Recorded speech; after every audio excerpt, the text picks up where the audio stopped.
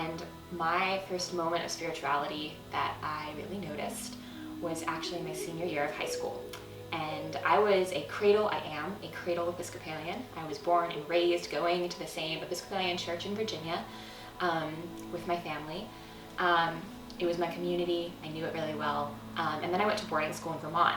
And I didn't attend church for the first 3 years there. It was sort of a thing I did when I went home. And then my senior year I started going to church again. And it really took me seeking out church and going to a new community to realize what the words meant, why I was going, and what I was seeking there, and what that had as a meaning in my life. And there was a particular moment the summer after I graduated, when I was working in Vermont, where I felt particularly lonely and a little sad.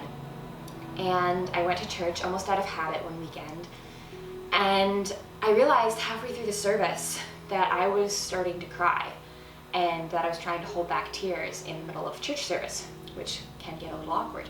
And I realized that the reason I felt so relieved to the point of tears was that I didn't feel alone anymore, and that I was in a room full of people who were loving each other and loving the space and loving something together, and were making music together and really bidding peace to each other, to everyone there, and to the entire world.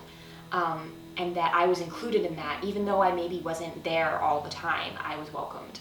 And so I felt loved and I didn't feel alone.